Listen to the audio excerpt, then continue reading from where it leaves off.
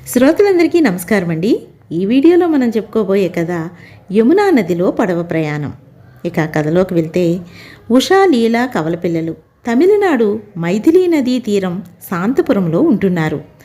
నదీ తీర ప్రాంత గ్రామస్తులు నదిని ఎంతో పవిత్రంగా భావించి నదీ జలాలను నిర్మలంగా ఉంచుకోవడానికి తగిన జాగ్రత్తలు తీసుకుంటారు. వాళ్ళ గ్రామం అన్నా నది అన్నా అక్కా చెల్లెళ్ళిద్దరికీ అమితమైన అభిమానం. ఢిల్లీలో ఉంటున్న వాళ్ళ మామయ్య కొడుకు గోపి గత వేసవి సెలవుల్లో వచ్చినప్పుడు యమునా నదిని గురించి చెప్పాడు. అప్పటి నుంచి దాన్ని చూడాలనే కోరిక వాళ్ళలో చిగిరించింది. అందుకు తగ్గట్టు వాళ్ళ అమ్మ, మనం ఈ దీపావళి పండుగను ఢిల్లీలో మీ మామయ్య ఇంట్లో జరుపుకోబోతున్నాం అని చెప్పగానే వారు ఎగిరి గంతేశారు. ఆ మరుసటి వారంలోనే ఢిల్లీకి బయలుదేరారు. ఢిల్లీలో వాళ్ళ మామయ్య పిల్లలకు ఒక్కొక్క రోజు ఒక్కో కొత్త ప్రాంతాన్ని చూపాలని నిర్ణయించాడు. ఒకనాటి ఉదయం గోపీతో ముచ్చటిస్తున్న పిల్లల దగ్గరికి వెళ్ళి, నేను మిమ్మల్ని ఇవాళ ఒక కొత్త ప్రాంతానికి తీసుకువెళ్తాను అన్నాడు మామయ్య. ఎక్కడికి మామయ్య అని అడిగారు ఇద్దరు పిల్లలు ఒక్కసారిగా. అదే సస్పెన్స్ అంటూ కారు తలుపు తెరిచాడు మామయ్య. తాము ఎక్కడికి వెళ్తున్నామా అని పిల్లలు ఉత్సాహంతో ఎదురు చూడసాగారు. కారు ఒక బ్రిడ్జ్ సమీపంలో మెల్లగా మలుపు తిరిగి ఆగింది. ఉషా ఉత్సాహం ఆపుకోలేక, మనం ఇప్పుడు ఏ ప్రాంతానికి వచ్చాం మామయ్య అని అడిగింది. ఢిల్లీకి జీవనాధారమైన యమునా నదీ తీరం వజీరాబాదులో ఉన్నాం. ఉషా, మనం ఇక్కడ నుంచి నది వెంట యమునా నది ఢిల్లీలో ప్రవేశించే చోటు నుంచి వెలుపలకు వెళ్ళే వాక్లా వరకు నది వెంటే వెళతాం అన్నాడు మామయ్య. అంత దూరం నడిచి వెళ్ళాలా అని అడిగింది లీల. కాదు పడవలో వెళదాం అన్నాడు మామయ్య. ఆహా, పడవలోనా అంటూ ఇద్దరు ఉత్సాహంతో అరిచినంత పనిచేశారు. చాలా రోజులుగా ఢిల్లీలోనే ఉన్నప్పటికీ గోపి కూడా ఇప్పుడు ఇలాంటి ప్రయాణం చేయలేదు. అందరూ వెళ్ళే పడవలో కూర్చున్నాడు గోపి కూడా. వాటిని ఘాట్స్ అంటారు. మన దేశంలోని పవిత్రమైన నదులలో యమునా నది ఒకటి. మన నదులు కేవలం జలవనరులు మాత్రమే కాదు, మన ప్రజా జీవితాల్లో అంతర్భాగాలు కూడా అన్నాడు మామయ్య. మరికొంత దూరం ముందుకు వెళ్ళగానే పచ్చటి కూరగాయలతో వచ్చిన ఒక పడవ వాళ్ళను దాటుకొని వెళ్ళింది. కూరగాయలు ఎంతో తాజాగా ఉన్నాయి. వాటిని చూడగానే ఉషా, లీల, అటు చూడు ఆ కూరగాయలు ఎంత పచ్చగా తాజాగా ఉన్నాయో అన్నది. ఈ కూరగాయలన్నీ ఈ నదీ తీరంలోనే పండుతాయా మావయ్య అని అడిగింది లీల. మామయ్య సమాధానం చెప్పేలోగా మరో పడవ కూరగాయలతో అటుగా వచ్చింది. పడవలోని రైతు, అవును, ఇవన్నీ నదీ తీరంలో పండినవే. యమున మా తల్లి, ఆమె లేకుండా మేం బతకలేము అంటూ వెళ్ళిపోయాడు. వాళ్ళ పడవ ఇంకా ముందుకు సాగడంతో అక్కడ భిన్నమైన పరిసరాలు కంటబడ్డాయి. స్నానఘట్టాలలో సామానులు కడిగేవాళ్ళు, జంతువులకు స్నానం చేయించేవాళ్ళు కనిపించారు.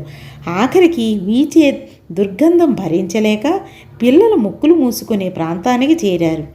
ఏమిటి, నది ఇలా మురికి కాలువ కంపు కొడుతుంది అని విసుక్కోసాగారు. పిల్లల ముఖాలు చిట్లిస్తూ, అవును, ఇదంతా ఫ్యాక్టరీల నుంచి నదీ తీరంలోని ఇళ్ల సముదాయాల నుంచి కార్యాలయాల్లోనికి వస్తుంది వచ్చే కాలుష్యం వల్ల ఏర్పడిన దుష్ఫలితాలు అంటూ అటు పైపుల గుండా వచ్చి నదిలో కలిసి మురికి నీటి కాలువలను చూపాడు మామయ్య. ఉషా, లీల అటువంటి దృశ్యాలను ఎప్పుడూ చూసి ఎరగరు. తామున్నది కూడా నదీ తీరంలోనే, కానీ తమ గ్రామస్తులు ఎప్పుడూ నదిలో చెత్తాచెదారం వేసి ఎరగరు.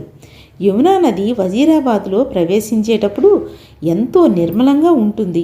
ఢిల్లీ గుండా ప్రవహిస్తూ ఇళ్ల నుంచి ఫ్యాక్టరీల నుంచి వెలువడే కలుషిత జలాలను తనలో చేర్చుకొని దుర్గంధభూయిష్టమైన పోతుంది అని వివరించాడు మామయ్య. కలుషిత జలాలను శుభ్రపరిచి మళ్ళీ ఉపయోగించుకోవచ్చు కదా, అది సాధ్యం కాదా నాన్న అని అడిగాడు గోపి. కలుషిత జలాలను శుభ్రపరచడం చాలా ఖర్చుతో కూడుకున్న పని గోపి. దురదృష్టవశాత్తు ఫ్యాక్టరీ యజమానులు లాభాలపై చూపే శ్రద్ధ జల కాలుష్యాన్ని అరికట్టడంపై చూపడం లేదు. అందుకు వాళ్ళు డబ్బు చెల్లించడానికి సిద్ధంగా లేరు అన్నాడు తండ్రి. అయితే దాన్ని ఆపడానికి ఏం చేయాలా ఉంటారు అని అడిగింది లీలా. ఇటీవల నదిని శుభ్రపరచమని సుప్రీంకోర్టు ఢిల్లీ ప్రభుత్వాన్ని ఆదేశించింది. ప్రభుత్వం దాన్ని ప్రస్తుతం యమునా కార్యాచరణ పథకాన్ని ప్రారంభించింది. అయినా ఈ విషయంలో చేయవలసింది ఇంకా చాలా ఉంది అన్నాడు మామయ్య. అక్కడ చూడండి, అని అరుస్తూ బ్రిడ్జిపై నుంచి వేగంగా వస్తున్న పాలిథిన్ సంచిని చూపింది లీల. అదృష్టవశాత్తు అది వాళ్లకు కాస్త దూరంలో పడడంతో అందరూ ఊపిరి పీల్చుకున్నారు. అప్పుడు ఏమిటి నాన్న అది అని అడిగాడు గోపి. అది మరో రకం కాలుష్యం. యమునా నదిని పవిత్రంగా భావించడం వల్ల భక్తులు పూలను, పసుపు, కుంకుమలను అందులో వేస్తూ ఉంటారు. వాటిని చాలా వరకు ప్లాస్టిక్ సంచులతో నింపి వేస్తుంటారు. నిజానికి అవి నదిని ఊపిరాడకుండా చేస్తాయని వాళ్ళు గ్రహించడం లేదు. పువ్వులు మగ్గిపోతాయి, కానీ పాలిథిన్ సంచులు మగ్గవు, అలాగే తేలుతూ ఉంటాయి అని వివరించాడు గోపి తండ్రి.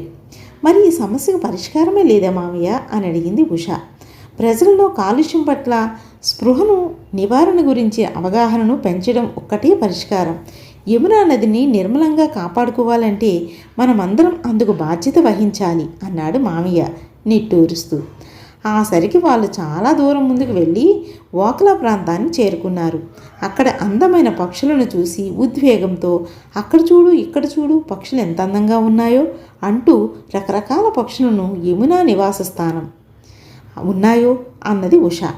రకరకాల పక్షులకు యమున నివాస స్థానం. శీతాకాలంలో అయితే ఇక్కడ వేలాది పక్షులను చూడవచ్చు అన్నాడు మామయ్య. గోపి అన్నిటినీ మౌనంగా వింటున్నాడు తప్ప ఏమీ మాట్లాడలేదు. అతడి మనసులో ఏవేవో ఆలోచనలు. ఈ ప్రయాణం అతడి కళ్ళు తెరిపించినట్లయింది. ఇప్పుడు ప్రజల జీవితాన్ని, నదులను అనుసంధానం చేసి చూడగలుగుతున్నాడు.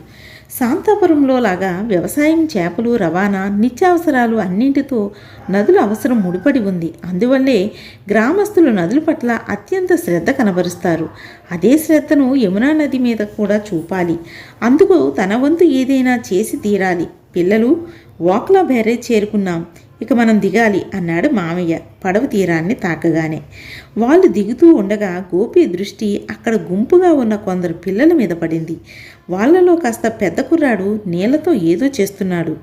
గోపి అక్కడికి వెళ్ళి, ఏం చేస్తున్నారు మీరు అని అడిగాడు ఆ కుర్రాన్ని. నా పేరు రమేష్, మేం పాఠశాల విద్యార్థులం. వివిధ ప్రాంతాలలో యమునా నదీ జలాల నాణ్యత ఎలా ఉందా అని నెల నెలా వచ్చి పరీక్షించి చూస్తాం.